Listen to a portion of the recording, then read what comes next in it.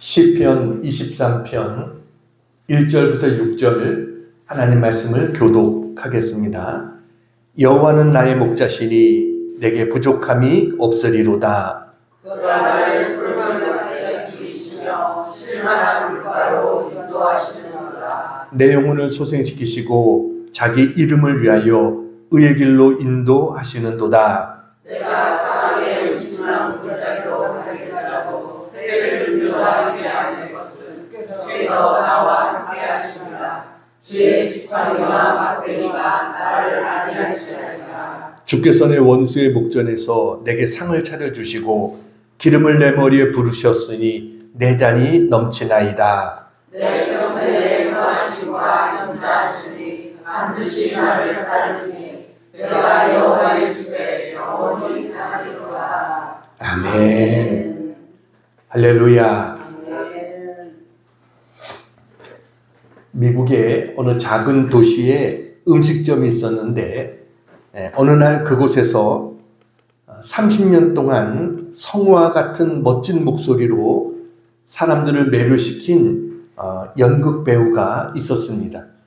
하루는 그가 시편 23편 이 말씀을 분위기를 살려가면서 감동적으로 낭독했습니다. 이 낭독이 끝나자 사람들은 우레같이 박수를 쳤어요. 그런데 한쪽 구석에서 백발이 성성한 한 노인이 일어납니다. 그분이 나와서 이야기를 합니다. 나는 오늘로 100살을 맞은 탐 롤린스 목사입니다. 라고 이야기를 했습니다.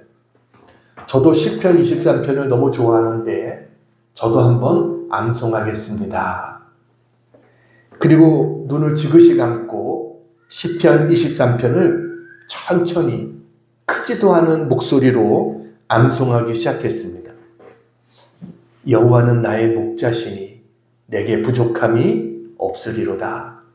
그가 나를 푸른 초장에 누이시며 쉴만한 물가로 인도하시는도다. 백발이 성성한 이 목사의 눈에서 눈물이 흐르더니 뺨을 적셨습니다. 좌중이 숙연해졌습니다. 그야말로 깃털이 떨어지는 소리가 들릴 정도로 조용했습니다.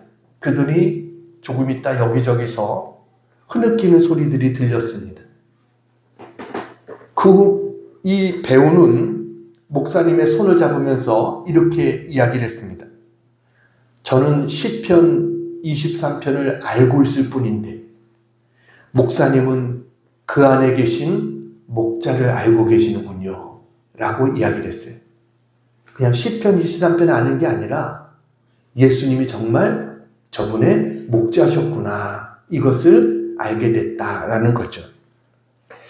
여러분, 다윗의 이 고백 얼마나 기가 막힌 신앙의 고백입니까? 아마 성경에서 이것보다 더 아름다운 신앙의 고백은 없을 것입니다. 다윗은 뭐라고 고백합니까? 여호와는 나의 목자시니 라고 고백합니다. 여러분, 이 고백이 여러분의 고백이 되기를 축복합니다.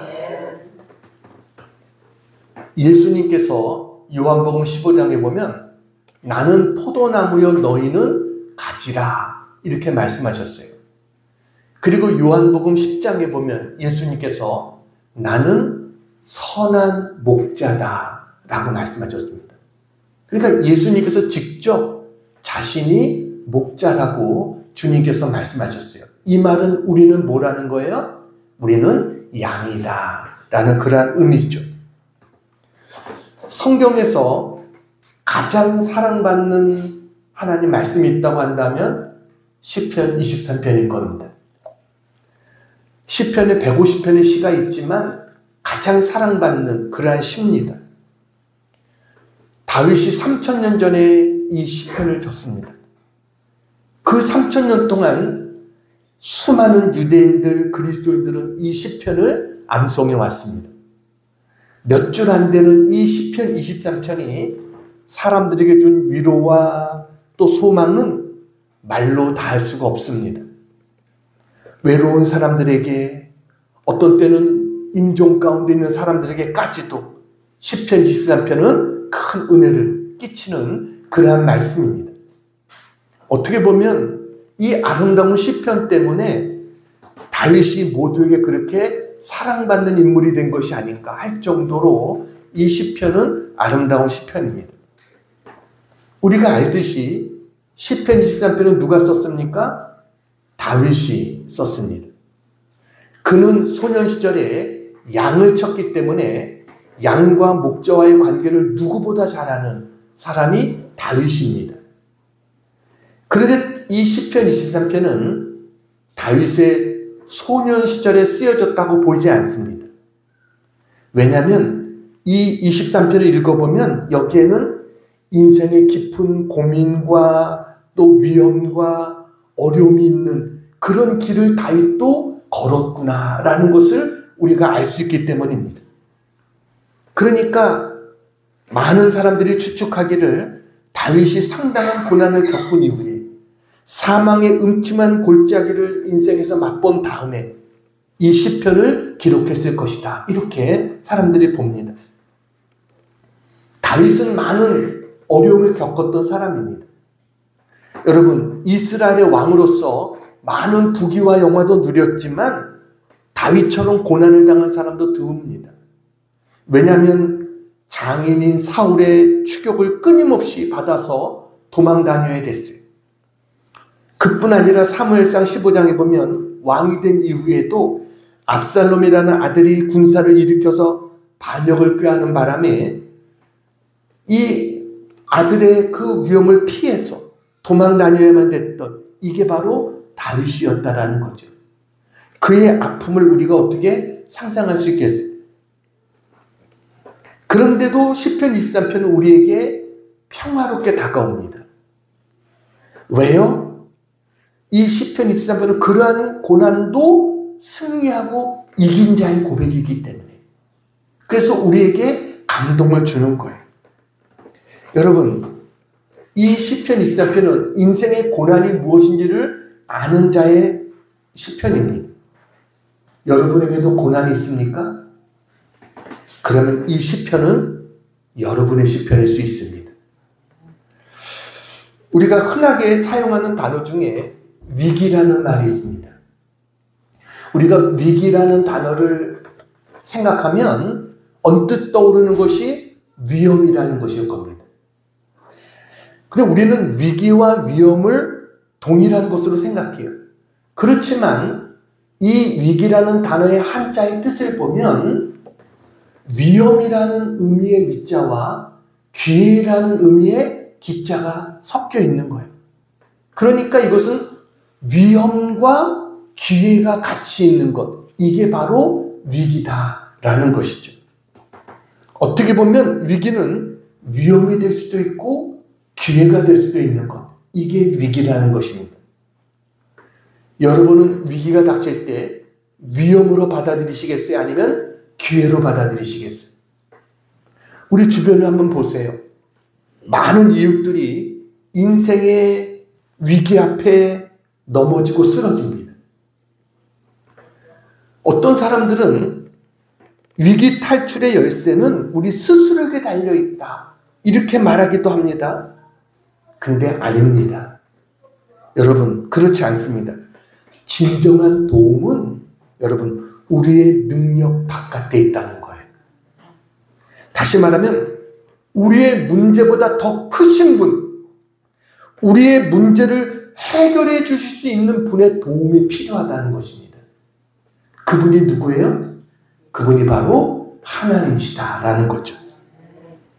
하나님의 은혜가 있을 때 위기는 기회가 될 수 있다는 거예요. 오늘 시편 23편을 통해서 위기를 기회로 극복하는 비결이 무엇인가 우리 함께 은혜를 나누겠습니다. 자, 첫 번째 같이 한번 읽겠습니다. 첫 번째 시작. 하나님을 나의 목자로 삼을 때 위기는 기회가 됩니다. 1절에 다윗은 뭐라고 고백합니까? 여호와는 나의 목자시니 내게 부족함이 없으리로다. 이 말은요, 하나님이 나의 목자시기 때문에 내게 불행이나 위험이 안 닥친다, 그런 의미가 아닙니다. 우리가 사망의 음침한 골짜기를 지날 수 있어요. 중요한 것은 하나님의 목자가 되시기 때문에 내가 병중에도 혼란 속에서도 사고를 만나고 인생의 풍파 속에서도 우리는 뭐예요? 부족함을 느끼지 않는다는 겁니다. 내게 부족함이 없으려다. 여러분, 이게 여러분의 진정한 고백이 될 수 있습니까? 저는 어느 날 이 시편 23편 1절을 묵상하다가 이 말씀이 제게 새롭게 다가왔어요.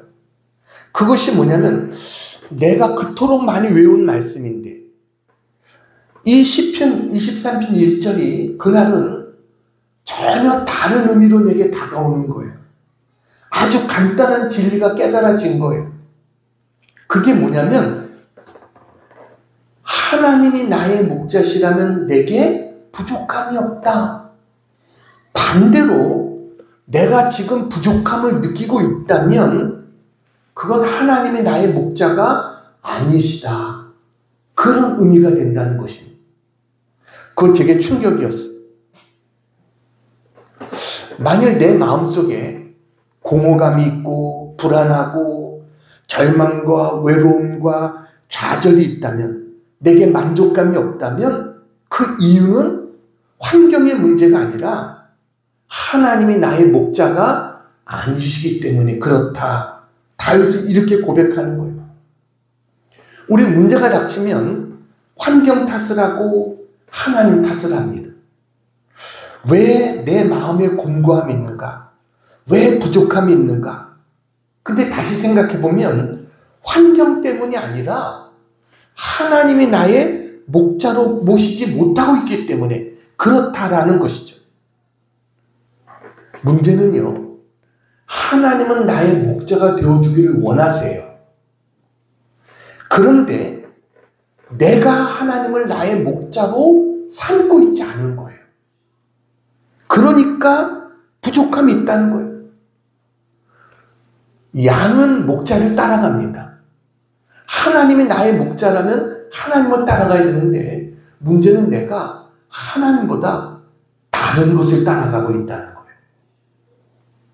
하나님을 따라가야 되는데 세상을 따라가고 있고 돈을 따라가고 있고 사람을 따라가고 있고 이러면 뭐예요? 하나님을 목자라고 고백하지만 실제로는 하나님이 내 삶의 진정한 목자가 되지 못하고 있는 것이 아닌가. 그렇기 때문에 나는 맨날 부족하다 이러면서 살아가는 것이 아닌가. 이런 생각이 드는 겁니다. 다윗은 뭐라고 고백합니까? 여호와는 내게 나의 목자시니 내게 부족함이 없으리로다. 하나님이 누구의 목자예요? 나의 목자다 라고 말합니다. 나의 목자시니. 하나님이 나의 목자라는 고백은 나는 양이라는 겁니다. 그런데 여러분, 양이 어떤 존재입니까? 다윗은 자기를 힘센 사자나 곰에 비유하고 있지 않습니다. 양에 비유하고 있습니다. 양은 연약한 존재입니다. 짐승들을 보면 양 같은 존재가 없어요. 덩치는 크잖아요. 근데 양의 다리를 보세요. 양의 다리가 얼마나 가늡니까? 그 다리가 빠르지도 못해요. 그러니까 어떤 곳을 쫓아가거나 또는 도망치기도 힘들어요. 이게 양입니다. 거기다가 양은 시력도 안 좋습니다. 그래서 조금만 잘못 가다 보면 길을 잃어버립니다. 우리는 다 양 같아서 그릇 행하여 각기 제 길로 갔거늘 라고 성경은 말해요. 그러니까 길도 잘 잃어버립니다. 거기다가 양은요, 털이 이렇게 자라잖아요. 근데 양털 여러분 얼마나 좋습니까? 근데 양털을 깎아주잖아요. 양털 안 깎으면 어떻게 되는지 아세요? 양털을 깎아주지 않으면 양은 죽습니다. 왜냐하면 이 털이 계속 자라는 거예요.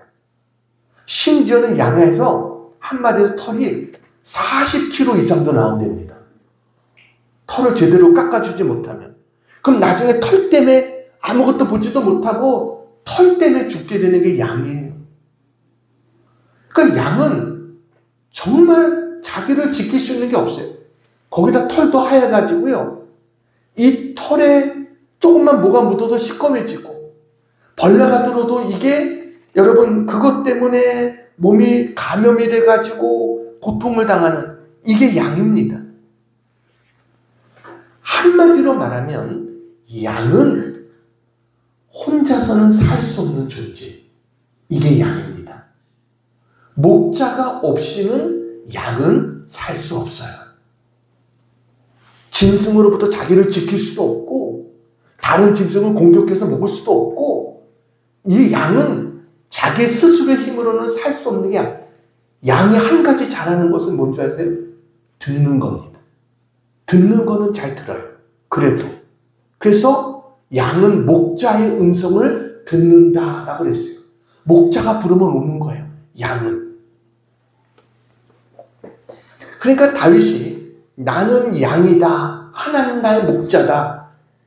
하나님 앞에서 나의 약함을 인정하고 하나님을 나의 목자로 삼고 나가면 하나님은 어떻게 해요? 우리를 도와주십니다. 우리의 목자가 되어주십니다. 근데 우리는요, 내가 연약한 자라고 고백하지만 조금만 내게 힘이 생기면, 조금만 내게 여유가 생기면 사람들은요, 사자가 되고 싶어하고 곰이 되고 싶어합니다. 이게 우리들의 모습입니다. 여러분 기억하세요. 하나님의 은혜는 약한 자에게 임하는 겁니다. 하나님, 저는 부족한 양입니다. 하나님이 도와주지 않으면 저는 살 수 없는 그러한 자입니다. 이렇게 하나님 앞에 하나님만이 나의 목자가 되어 주신다. 인정하고 나갈 때 우리의 길이 열려지고 우리의 인생이 열려지는 은혜가 있게 될 줄로 믿습니다. 일본의 관서학원에 이와하시 다케오라고 하는 교수가 있었습니다. 이분이 와세다 대학을 다니는 중에 눈에 문제가 생겨가지고 시각 장애인이 됩니다. 근데 장애인이 된 다음에 기독교 신앙을 갖게 됐어요. 어렵게 대학을 졸업하고 어떤 일본의 유명 인사의 도움을 받아서 영국 유학을 이분이 가게 됐습니다. 근데 배를 타고 이렇게 자기 부인과 함께 배를 타고 영국으로 가는데 전보를 받았어요. 그 전보를 보니까 자기의 학비를 지원해 주겠다고 하는 그분이 사정상 미안한데 학비를 지원해 줄 수 없다라고 하는 그런 전보였습니다. 그분을 믿고 유학을 떠났는데 배를 탔는데 여러분 이제 학비를 지원해 줄 수 없다는 거예요. 잠을 이룰 수도 없고 할 수 있는 것은 밤을 새면서 하나님 앞에 기도하는 것밖에 없었어요. 영국에 도착해가지고 에딘버러 대학에 갔습니다. 근데 이제는 돈도 없고 학비를 지원해 주는 것도 끊어졌고 더군다나 앞도 보지 못하는 장애인입니다. 낯선 땅에서 공부하는 것은커녕 살아가기도 어려운 그런 상황에 놓여 있었어요. 얼마나 막막했겠어요. 그런데 그곳에 도착한 그날 이 부부는 놀라운 새로운 사실을 듣게 됩니다. 누군지 이름도 모르는 알 수 없는 익명의 독지가가 이들 부부를 지원하겠다고 그 자리에서 장학금을 준 거였습니다. 더 놀라운 것은 나중에 그 장학금의 액수를 확인해 보니까 일본의 그 유명한 그분이 도와주겠다는 것과 같은 액수의 장학금이었어요. 얼마나 놀랬겠어요. 하나님의 은혜를 체험한 거예요. 그래가지고 그분은 하나님은 오늘도 살아계셔서 자기의 양들을 인도해 주신다. 가는 곳마다 간증했고 우리나라에 와서도 간증했습니다. 오늘 1절에 보면 여호와는 나의 목자시니 내게 부족함이 없으리로다고 했어요. 자, 그러면서 2절과 3절을 보면 부족함이 없다고 한 이유가 설명을 합니다. 내가 왜 부족함이 없는지를 설명해요. 2절에 보면 뭐라고 말합니까?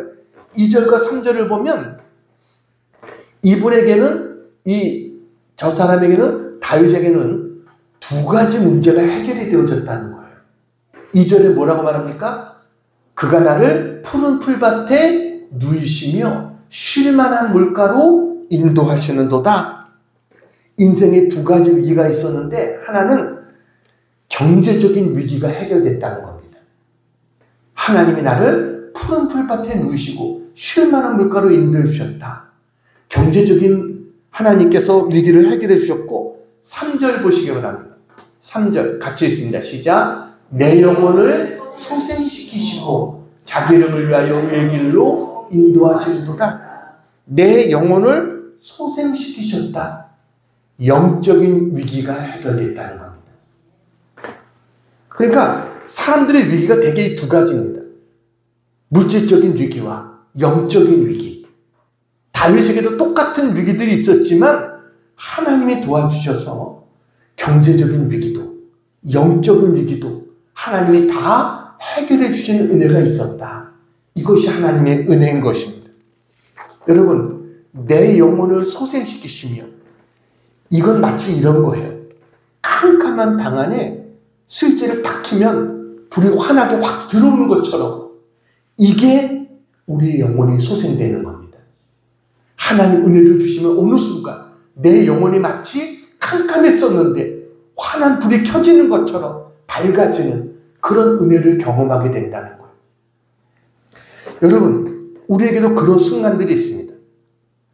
영혼이 소생되어졌던, 내가 영혼이 소생되어졌다는 것을 우리가 알 수가 있어요.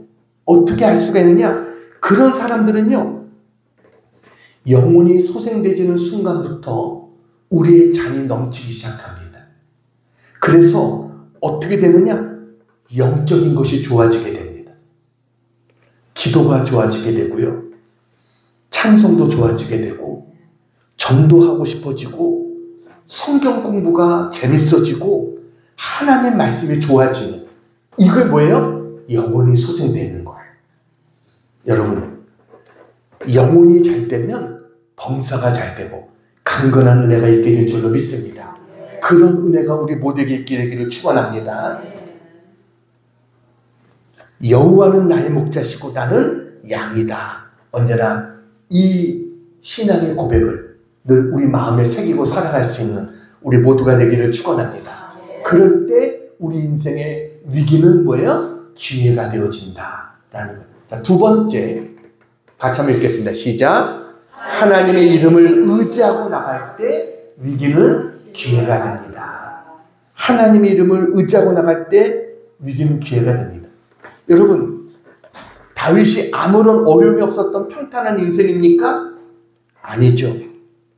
미치광이 같았던 사울에게 쫓기고 아들 압살롬의 반역군에 쫓기면서 그야말로 배고픔과 창칼의 위협, 그야말로 수많은 나와 사망은 한 걸음뿐이다라고 말할 정도로 어려움을 겪었던 사람이 다윗입니다. 그런데 사망의 음침한 골짜기를 다녔다고 하는 다윗의 고백이 뭡니까? 4절에 다윗이 뭐라고 말합니까? 4절. 네, 4절. 다윗은 뭐라고 말해요? 내가 사망의 음침한 골짜기로 다닐지라도 해를 두려워하지 않을 것은 주께서 나와 함께 하심이라. 주의 지팡이와 막대기가 나를 안위하시나이다. 다윗이 사망의 음침한 골짜기에 다닐 때 사람들은 비웃었을 거예요. 하나님이 다윗을 버렸다. 저 사람은 하나님의 도움을 받지 못한다. 이런 생각을 했을 것입니다. 근데 여러분, 이런 가운데서 다윗은 하나님에 대해서 뭐라고 고백합니까? 3절입니다. 3절 같이 한번 읽겠습니다. 내 영혼을 소생시키시고 자기 이름을 위하여 의의 길로 인도하시는도다. 다윗이 자기를 위기 가운데 지켜준 것이 뭐냐? 자기 이름을 위하여, 하나님의 이름을 위해서 우리를 의의 길로 인도해 주셨다는 겁니다. 하나님의 이름을 위해서. 다윗은요, 하나님의 이름의 능력을 체험한 사람입니다. 이스라엘의 블레셋과 전쟁 중에 있었습니다. 적진에서 거대한 장수가 나와서 이스라엘을 조롱하고 하나님을 저주합니다. 야, 이 피레미들아, 이리 나와서 나와 한번 싸워보자 라고 이스라엘 백성들을 조롱합니다. 그러면서 너희 하나님 믿는다는 너희들, 찌질이 같은 너희들 내게 한번 덤벼봐 라고 조롱을 해요. 아무도 나서지 못합니다. 다 이스라엘 백성들이 얼어버렸어요. 그런데 이때 소년 다윗이 비장한 각오로 말하잖아요. 아니 왜 다들 가만히 있는 겁니까? 내가 나가겠습니다. 형이 뒤통수를 칩니다. 야 조용히 가만히 있어. 그렇지만 다윗이 자기가 나가서 싸우겠다는 말이 사울의 귀에까지 들어갑니다. 그래서 사울 앞에 다윗이 불려가요. 사울은요 자기의 모든 옷과 무기를 다윗에게 줘서 다윗이 나가서 그것을 입고 싸우게 하려고 했지만 다윗은 다 벗어버리고 몸만 갖고 갑니까? 물맷돌만 들고 나갑니다. 그러면서 다윗이 고백했던 내용이 뭐예요?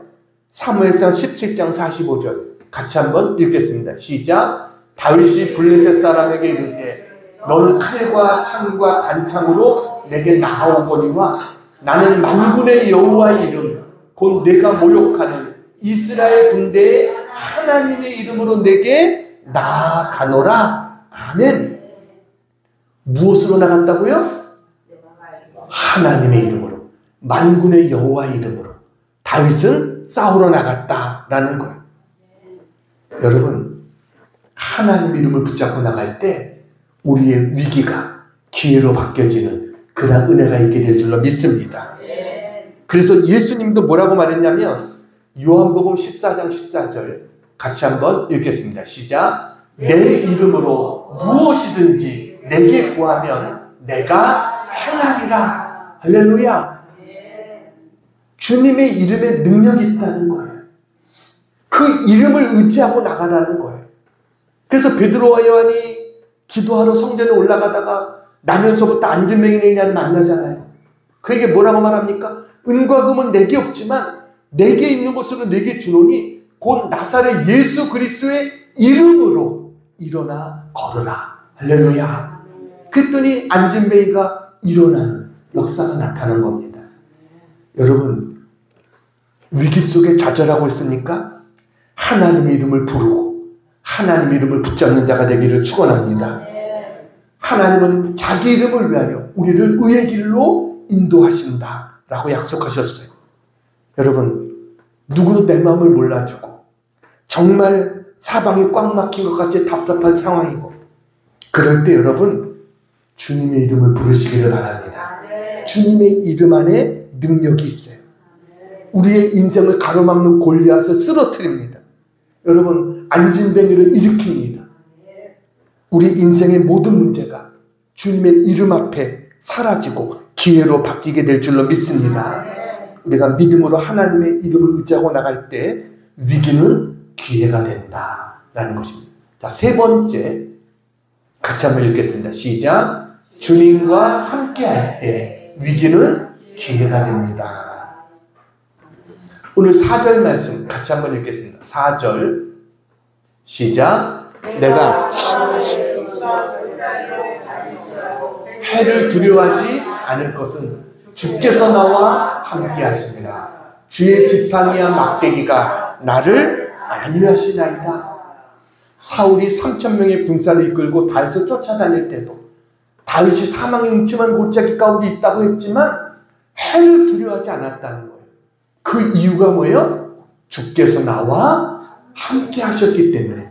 여러분, 다윗이 도망가다가 한 번은 막다른 길에 도달해가지고 더 이상 도망갈 곳이 없어요. 굴 속으로 숨었습니다.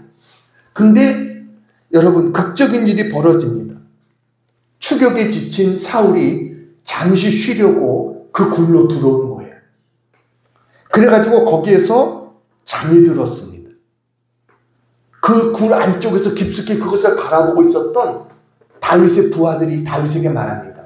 다윗이여, 지금이야말로 당신의 원수를 죽일 수 있는 기회를 하나님이 주셨습니다. 여러분, 빨리 저 사울을 없애십시오 라고 이야기를 해요. 여러분, 근데 다윗이 어떻게 합니까? 지금 잠들어 있는 사울, 자기를 죽이려고 군대까지 끌고 온 사울인데 다윗은 조용히 다가가서 사울의 겉옷자락만 베고 옵니다. 그러면서 뭐라고 말합니까? 사무엘상 24장 6절입니다. 같이 한번 읽겠습니다. 시작. 자기 사람들에게 이르되 내가 손을 들어 여호와의 기름 부음을 받은 내 주를 치는 것은 여호와께서 금하시는 것이니 그는 여호와의 기름 부음을 받은 자가 됨이니라 하고, 얼마든지 하나님이 나에게 기회를 주셨구나, 이 문제를 해결할 수 있는 기회를 주셨구나 라고 생각할 수도 있는 그러한 상황인데 다윗은 그렇게 하지 않았어요. 사울을 죽일 수 있는 찬스가 왔는데 죽이지 않고 겉옷만 뺍니다. 자기 자식이 자기를 죽이러 쫓아올 때 싸울 수도 있었지만 싸우지 않고 도망만 다닙니다. 결국 문제는 누가 해결해 주십니까? 하나님이 해결해 주시는 겁니다. 내가 싸워서 내가 문제를 해결한다고 되는 게 아니라 여러분, 하나님이 도와주셔야 되는 거예요. 하나님이 해결해 주셔야 되는 거예요. 그래서 다윗은 주의 지팡이와 막대기가 나를 안위해 주셨다 라고 다윗은 고백하는 겁니다. 여러분, 우리에게는 목자가 있습니다. 그 목자가 내가 너와 항상 함께 있으리라 약속하셨어요.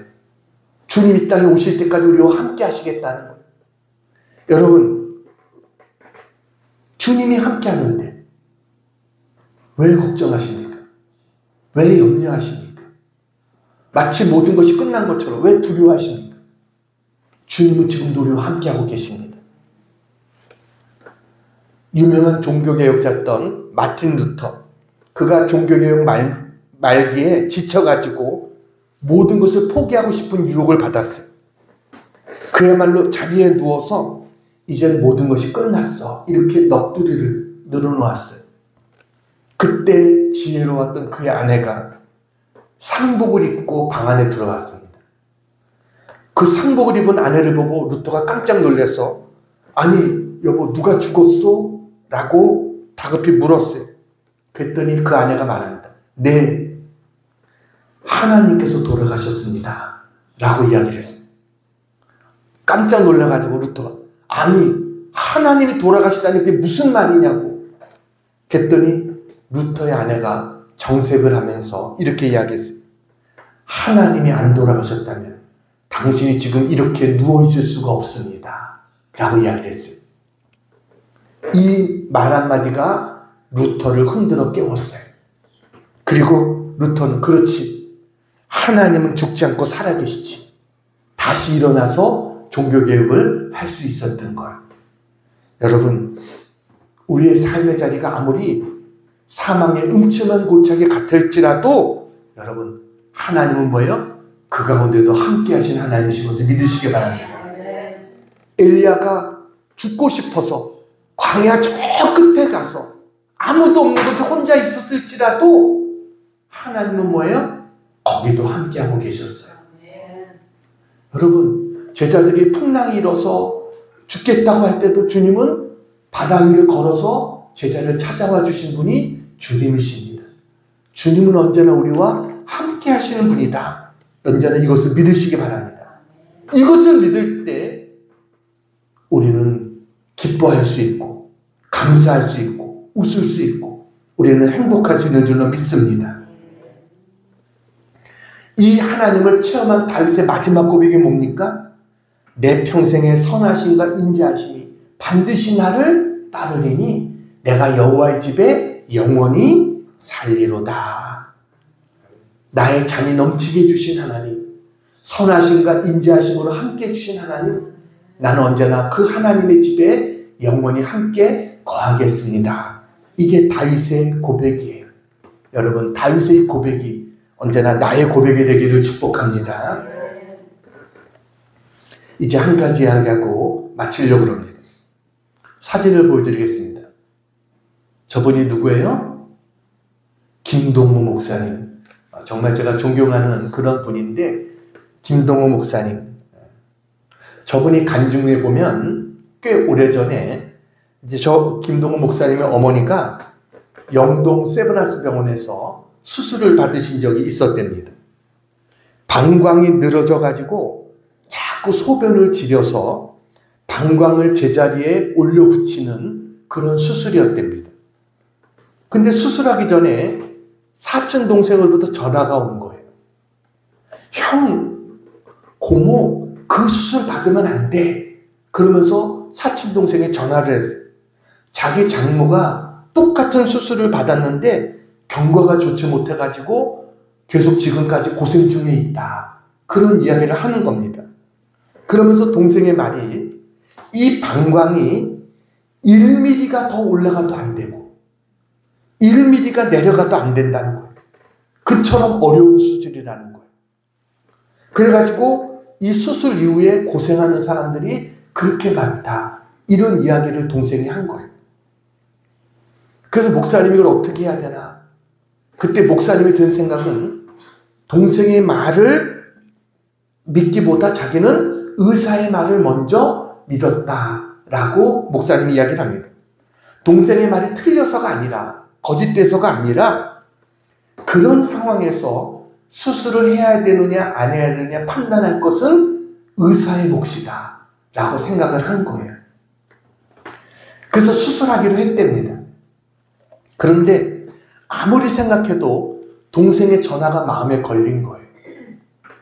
그래가지고 이 목사님이 사전에 누구에게 뭐 부탁하고 뭐 이런 거 너무나 싫어했던 그런 목사님이셨는데 그때는 조금 생각이 달라지더래요.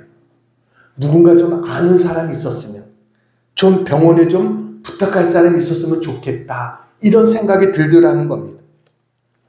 그런데 병실에 주보 한 장이 있었어요.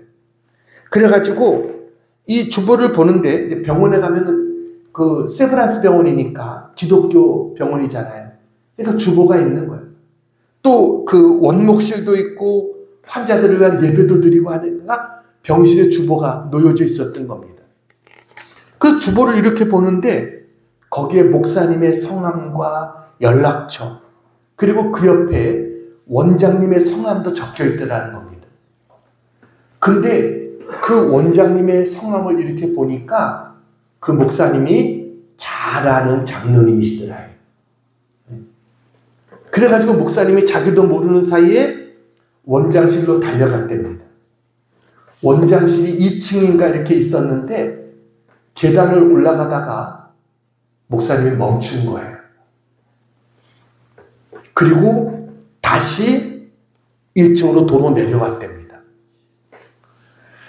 그러면서 이 목사님에게 갑자기 올라가다가 어떤 생각이 들었냐면 이런 생각이 든 거예요. 어머니의 수술이 완벽하게 되는 일이 원장의 손에 달린 것이 아니다. 하나님의 손에 달려있다. 이 생각이 든 겁니다. 그래가지고 1층에 내려와서 의자에 앉아서 기도하려고 이렇게 앉았는데 그때 떠오른 말씀이 시편 24편이었답니다.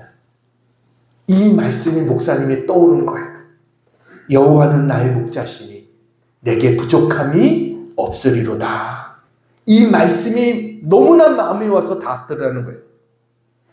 어머니의 방광을 1mm도 더 올라가지 않게 하고 더 내려가지 않게 해줄 수 있는 분은 천지를 창조하신 하나님밖에 없다. 이 생각이 들었다는 거예요. 그래서 하나님 앞에 기도했답니다. 원장을 만난 게 아니고 하나님 앞에 기도했어요. 하나님, 우리 어머니 수술하는 의사의 손을 붙들어 주셔서 우리 어머니의 방광이 1mm도 더 올라가지 않게 하시고 1mm도 더 내려가지 않도록 하나님 지켜주시옵소서. 수술이 잘 됐을까요? 안 됐을까요? 잘 됐으니까 이 간증하겠죠. 수술이 잘 되었답니다. 그래서 하나님께서 이렇게 응답해 주셨구나. 이런 간증을 이분이 이야기했어요. 지금은 저 목사님이 폐암 중에 있습니다. 88살 때인가 폐암이 왔어요. 그 이후에 간증을 들어봤어요. 그 목사님의 간증을 보니까 폐암이라는 것이 갑자기 그런 진단을 받았을 때 얼마나 놀랬겠어요. 근데 목사님이 오히려 하나님 앞에 감사했답니다. 하나님, 지금까지도 내 삶이 넘치게 해주신 분이 하나님이십니다. 하나님 지금 데려가셔도 저는 감사합니다. 저는 부족함이 없습니다. 하면서 하나님 앞에 감사드렸어요. 그리고 목사님의 고백이 그 다음부터, 그 병의 진단을 받은 다음부터는 하나님 말씀이 다르게 다가오더랍니다. 지금까지 내가 읽었던, 내가 알았던 그 말씀보다 다른 의미의 하나님 말씀들이 자신에게 오게 되더라는 거예요. 말씀이 깨달아지게 되더라는 거예요. 그리고 정말 아픈 그러한 사람들의 심정을 이해할 수 있게 되더라는 거예요. 지금도 유튜브를 통해서 날마다 말씀을 전하고 계시죠. 여러분, 하나님 우리의 목자라는 사실을 믿으시기 바랍니다. 그러면 우리는 내게 부족함이 없으리로다. 이 고백을 우리도 드릴 수 있는, 우리가 될 수 있는 줄로 믿습니다. 우리 인생에 제일 중요한 게 뭐겠어요? 하나님이 나와 함께 하시는 것입니다. 이거보다 중요한 것은 없습니다. 하나님은 지금 여러분과 함께하고 계십니다. 여러분, 여러분을 붙들어 주시고 여러분을 이끌어 주시고 하늘나라 가는 그 순간까지 하나님 우리의 선한 목자가 되어주심을 믿으시기 바랍니다. 문제는 내가 목자를 잘 따라가고 있느냐는 거예요. 내가 하나님의 음성을 잘 듣고 정말 하나님을 나의 목자로 삼고 잘 따라가고 있느냐, 아니면 자꾸만 다른 것을 쫓아가고 있는 내가 아니냐. 우리 자신을 돌아봐야 돼요. 하나님이 나의 목자가 되시면 우리 인생의 위기는 기회가 되어질 수 있는 줄로 믿습니다. 이 은혜가 우리 모두에게 있기를 주님의 이름으로 축원합니다. 기도하겠습니다. 사랑하는 여러분, 여호와는 나의 목자시니 내게 부족함이 없으리로다. 하나님, 다윗의 고백이 나의 고백이 되기를 원합니다. 하나님만이 나의 목자십니다. 언제나 하나님 앞에 양으로 목자의 음성을 듣고 주님을 따르는 자가 되기를 원합니다. 이렇게 생각하는 분들, 우리 가슴에 한번 손을 얹고 기도하겠습니다. 우리 다 같이 기도하겠습니다. 사랑 은혜가 많으신 아버지 하나님, 주님의 은혜와 사랑을 감사합니다. 하나님 우리와 함께하고 계십니다. 온 세상 사람이 다 나를 버리고 떠나도 주님은 나를 떠나지 아니하시고 붙들어 주시고 함께 하시고 영원토록 우리의 삶을 선하심과 인자하심으로 이끌어 주시고 넘치게 채워주시는 그 사랑을 감사드립니다. 하나님, 우리의 영혼을 소생시켜 주시는 하나님의 은혜를 믿습니다. 사랑하는 종들의 아버지 하나님, 경제적인 위기도 주님께서 해결해 주시고 영적인 위기도 해결되어질 수 있는 소생의 은혜가 있게 도와주시옵소서. 하나님 목자가 되셔서 우리의 삶이 풍성하고 부족함이 없다고 간증하며 고백할 수 있는 우리 모두가 되게 해 주시옵소서. 하나님 감사합니다. 우리 사랑하는 성도들, 하나님 저희들 부족합니다. 하나님 은혜가 없이는 안 됩니다. 하나님의 은혜를 더해 주시고 저들을 주의 능한 손으로 붙들어 주시고 언제나 저희들을 지켜주시고 인도해 주시옵소서. 예수님의 이름으로 기도하옵나이다. 아멘.